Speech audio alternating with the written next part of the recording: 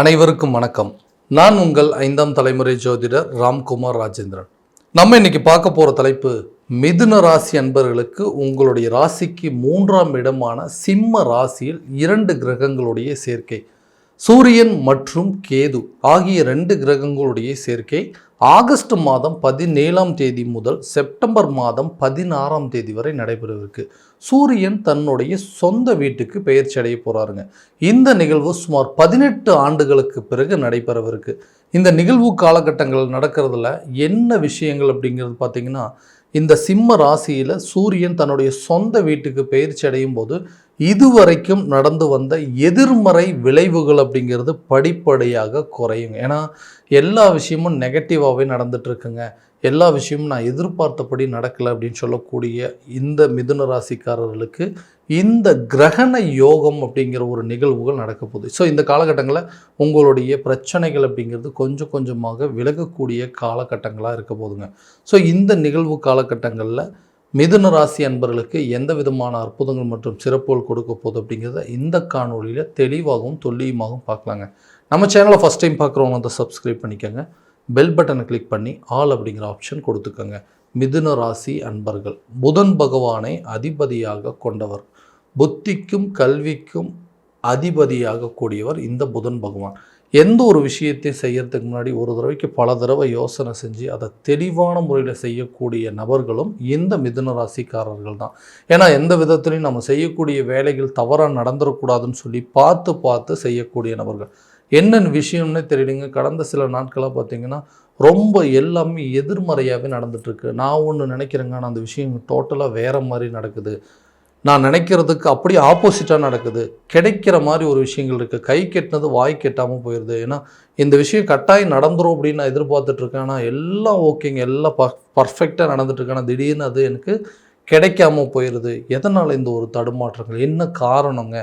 தைரியமாக ஒரு சில அடியை எடுத்து வைக்கவே முடியல. முயற்சி பண்ணுற அந்த முயற்சி எல்லாமே ஃபெயிலியர் ஆகிட்டுருக்கு அப்படின்னு யோசிக்கக்கூடிய இந்த மிதுன ராசி அன்பர்களுக்கு இந்த கிரகங்களுடைய சேர்க்கை, கேது பகவான் ஆல்ரெடி உங்களுடைய ராசிக்கு 3ஆம் இடத்துல சஞ்சாரம் பண்ணிகிட்டு இருக்காருங்க. அந்த இடத்துல சூரியன் தன்னுடைய சொந்த வீட்டுக்கு பெயர்ச்சி அடையும் போது நிறைய மாற்றங்களை கொடுக்கக்கூடிய தன்மையை கொண்டது. எதெல்லாம் எதிர்மறையாக இருந்ததோ அது வந்து உங்களுக்கு பாசிட்டிவாக நடக்குது, எதெல்லாம் நெகட்டிவாக இருந்ததோ அதெல்லாம் உங்களுக்கு பாசிட்டிவாக நடக்க போகுதுங்க. உதாரணமாக கடந்த சில நாட்களாக ஒரு வேலையில் நிறைய விஷயங்கள் மாற்றங்கள் அப்படிங்கிறது கொடுத்துட்டே இருக்கேன். ஏன்னா நல்லா போயிட்டு இருந்ததுங்க, நல்லபடியாக வேலை செஞ்சிட்ருங்க. ஆனால் அந்த இடத்துல என்னால் இப்போ வந்து தொடர்ந்து வேலை செய்ய முடியல, இந்த இடத்த விட்டு போயிடலாமா அப்படிங்கிற எண்ணங்கள் வருது. இந்த வேலையே எனக்கு வேண்டாங்க, என்னால் இந்த இடத்துல சரியாக வேலை செய்ய முடியல, எல்லாமே நல்லா தான் போயிட்டு இருந்தது, ஆனால் என்னன்னு தெரியல, எனக்கு ஒரு காரணம், இந்த இடத்துல என்னால் இதுக்கு மேலே இருக்க முடியாது, எங்கள் கூட இருக்கிறவங்களாம் எனக்கு வந்து எந்த விதத்துலேயும் சப்போர்ட் இல்லை, இந்த இடத்த விட்டு போனால் போதும் அப்படிங்கிற ஒரு சில நிகழ்வுகள் நடந்துட்டுருக்கு. எதனால் பேசாமல் இங்கேருந்து போயிடலாமா அப்படின்னு சொல்லி யோசிச்சா கூட இருக்கிற வேலையை விட்டுட்டு அடுத்த வேலைக்கு போயிட்டோம்னா கடைசியில் அங்கே ஏதாவது பிரச்சனையாச்சுன்னா மறுபடியும் அங்கேருந்து வேற ஒரு இடத்துக்கு போகிற மாதிரி வந்துடும். அப்படி இல்லையா, அந்த வேலையை இருக்கும்போதே இன்னொரு வேலையை தேடிக்கிட்டோம்னா பரவாயில்ல, இல்லைனா இருக்கிற வேலையும் தொலைச்சிருமோ அப்படிங்கிற ஒரு பயம் இருக்குங்க. இந்த பயமும் பதட்டம் தான் நிறைய பிரச்சனைகளுக்கு உண்டான காரணம். என்னால் வேலையில் கான்சன்ட்ரேட் பண்ண முடியல, நிறைய கவனச்சிதறல்கள் அப்படிங்கிறது ஏற்படுத்திட்டு இருக்குது.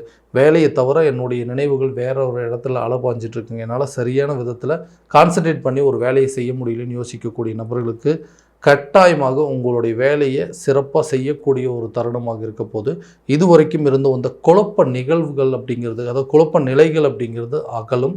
வேலை செய்கிற இடத்துல தெளிவான சிந்தனையோடு அந்த வேலையை செஞ்சு முடிக்கக்கூடிய ஒரு காலகட்டமாக இருக்க போது உங்களுடைய உயர் அதிகாரிங்கக்கிட்ட இருந்தோ அல்லது உடன் வேலை செய்கிறவங்கக்கிட்ட இருந்தோ நல்ல ஒரு பாராட்டை பெறக்கூடிய ஒரு காலகட்டமாக இருக்க போது அந்த வேலையை வந்து மாற்றணும் அப்படின்னு நினைக்கிறவங்களுக்கு புதிய வேலை கிடைச்சதுக்கப்புறமா இந்த வேலையை விட்டுட்டு போகிறது இன்னும் சிறப்பு பலனாக கொடுக்குங்க. ஏன்னா இருக்கக்கூடிய இந்த குழப்ப காலகட்டங்களில் ஏதாவது மாற்றம் நிகழ்ந்ததுன்னா நம்மளுடைய இருக்கிற வேலையும் போயிடுமோ அப்படிங்கிற பயங்கள் இருக்கும். ஸோ அதனால் தெளிவான முடிவுகள் எடுக்கக்கூடிய ஒரு காலகட்டமாக இருக்க போது, நல்லா யோசித்து செயல்படக்கூடிய ஒரு தருணமாக இருக்க போது, இங்கேருந்து போனால் போதும் அப்படின்னு நினைக்கக்கூடியவங்களுக்கு கூட இந்த இடத்துலேருந்து மாற்றம் ஆகிறதுக்கான வாய்ப்புகள் அப்படிங்கிறது, புதிய வேலைக்கு உண்டான முயற்சிகள் கூட நல்ல பலன் அப்படிங்கிறது கொடுக்கும். ரொம்ப நாளாக வந்து வேலை தேடிட்டு இருக்கிறாங்க, சரியான விதத்தில் அமையவே இல்லை, எல்லா இன்டர்வியூவும் பர்ஃபெக்டாக தான் அட்டன் பண்ணாங்க, எனக்கு வேலை கிடைக்கல, என்னுடைய ஞாபக திறன்களுக்கு உண்டான பிரச்சனைகள் அப்படிங்கிறது வந்துட்டுருக்கு, என்னால் சரியாக இன்டர்வியூ கூட ப்ரிப்பேர் பண்ணி நான் வந்து பேச முடியல அப்படின்னு சொல்கிறவங்களுக்கு கூட ஒரு தெளிவான சிந்தனைகள் அப்படிங்கிறது பிறக்குங்க. ஆழ்ந்த சிந்தனைகள், இருக்கக்கூடிய குழப்பங்கள் அப்படிங்கிறதெல்லாம் விலகும். அதே நேரத்தில் உங்களோட இன்டர்வியூ பர்ஃபெக்டாக செஞ்சு முடித்து புதிய ஜாப் ஆப்பர்ச்சுனிட்டி கிடைப்பதற்கான வாய்ப்புகள் அப்படிங்கிறது நிச்சயமாக இருக்க போதுங்க. தொழில் சம்மந்தப்பட்ட தடைகள், தொழில் துறையில் இருக்கக்கூடியவர்களுக்கு, வியாபாரிகளுக்கு இந்த மாதிரி விஷயங்கள் எல்லாம் பண்ணிகிட்டு இருக்கிறோங்க. ஒரு காலத்தில் ஓஹோன்னு பேர் கொடி கட்டி பறந்துட்டு இருந்தது, நல்ல வேலை செஞ்சுட்டு இருந்தேன், நல்ல பிஸ்னஸ் பண்ணிகிட்டு இருந்தேங்க, நல்ல வருமானங்கள்லாம் வந்துட்டு இருந்தது. என்ன நடந்ததுன்னே தெரியல, திடீர்னு எல்லாமே ஒரு தேக்க நிலையாக வந்துருச்சு, எல்லாமே முடக்கி போட்ட மாதிரி ஆயிடுச்சுங்க, கிணத்துல போட்ட கல் மாதிரி அப்படியே தேங்கி நிற்கிது. எந்த ஒரு விஷயத்தையும் அடுத்த லெவலுக்கு என்னால் மூவ் பண்ண முடியல. எல்லாம் நல்லா ஆரம்பிச்சங்க, எல்லாத்தையும் கரெக்டாக பண்ணிட்டேன், ஆனால் அடுத்த அளவுக்கு நமக்கு வரக்கூடிய வருமானம் வரக்கூடிய சூழல் அப்படிங்கிறது இல்லவே இல்லை.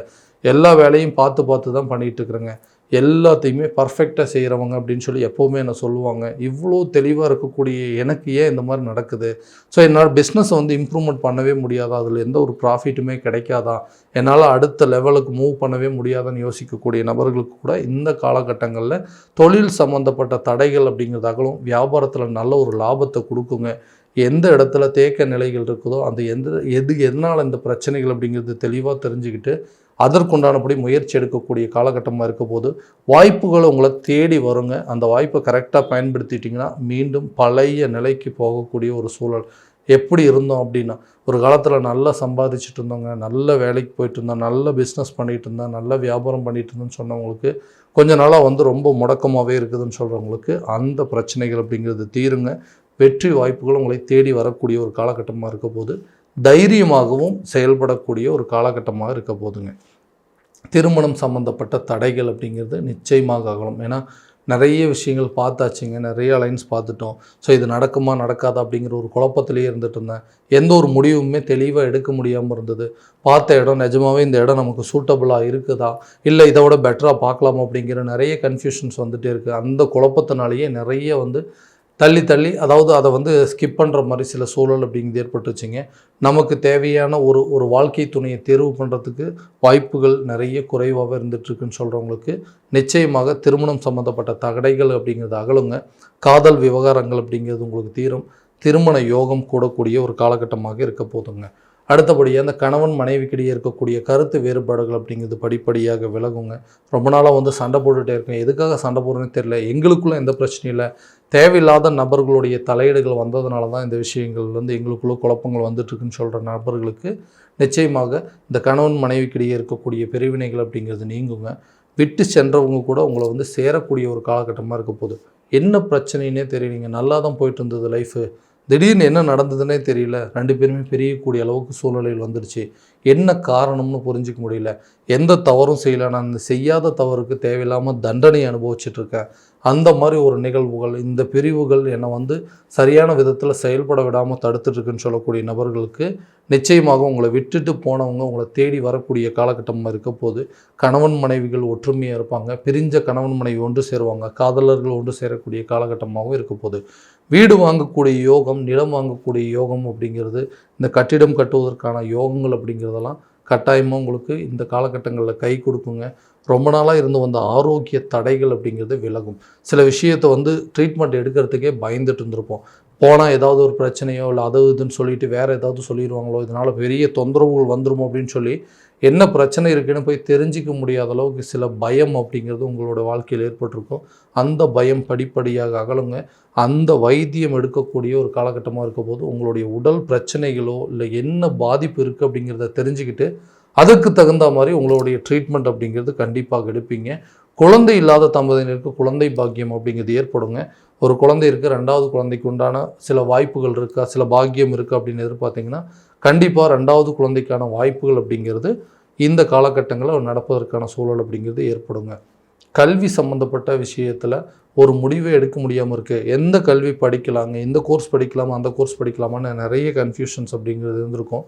தைரியமாக இந்த வரக்கூடிய காலகட்டங்களில் எந்த கல்வி உங்களுக்கு அதனுடைய ஃப்யூச்சர்ஸ் இருக்குது, இந்த எதிர்கால தேவைக்கு உண்டான படிப்புகள் என்ன அப்படிங்கிறத முழுமையாக தெரிஞ்சுக்கிட்டு அந்த துறையை தேர்வு செய்வதற்கான வாய்ப்புகள் அப்படிங்கிறது தைரியமாக சில முடிவுகள் எடுப்பதற்கான சூழல் அப்படிங்கிறது ஏற்படுங்க. கடன் சம்மந்தப்பட்ட விவகாரங்கள் அப்படிங்கிறது படிப்படியாக விலகும். கடனால் நிறைய மன உளைச்சல்களும் நிறைய குற்ற உணர்ச்சிகள் அப்படிங்கிறது ஏற்பட்டுச்சுங்க. தாழ்வு மனப்பான்மைக்குள்ளே நிறைய வந்துருச்சு. ஏன்னா இந்த கடனை எப்படியாவது அடைச்சி முடிச்சாதான் தலை நிமிர்ந்து நடக்க முடியும் அப்படின்னு சொல்லி யோசிக்கக்கூடிய நபர்களுக்கு கூட கடனை எப்படியாவது அடைக்கிறதுக்கு சில வாய்ப்புகள் வருங்க.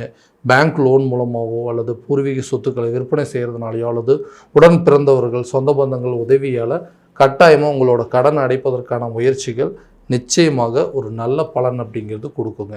ஸோ இது வரைக்கும் நம்ம பார்த்தது எல்லாமே கோச்சார ரீதியான பலன்கள் மட்டும்தான். இந்த பலன்கள் உங்களுக்கு நடக்கும் அப்படின்னா உங்களுடைய சுய ஜாதகத்தை முழுமையாக தெரிஞ்சுக்கிட்டு அதற்குண்டானபடி முயற்சி எடுக்கும்போது நல்ல பலன் அப்படிங்கிறது கொடுக்குங்க. உங்களுடைய ஜாதகத்தை எங்கிட்ட பார்க்கணும் அப்படின்னு விருப்பப்பட்டீங்கன்னா கீழே தெரியுற நம்பருக்கு கான்டாக்ட் பண்ணி அப்பாயின்மெண்ட் ஃபிக்ஸ் பண்ணிக்கோங்க. அப்படி இல்லையா உங்களோட ஜாதகத்தை வாட்ஸ்அப் மூலமாக அனுப்பிச்சிச்சிங்க அப்படின்னா தெளிவான முறையில் கணிச்சு துல்லியமான பலன்கள் அப்படிங்கிறது உங்களுக்கு தெரியப்படுத்தப்படும். மீண்டும் அடுத்த காணொளியில் உங்களை சந்திக்கும் வரை உங்களிடமிருந்து விடைபெறுவது உங்கள் ராம்குமார் ராஜேந்திரன். நன்றி.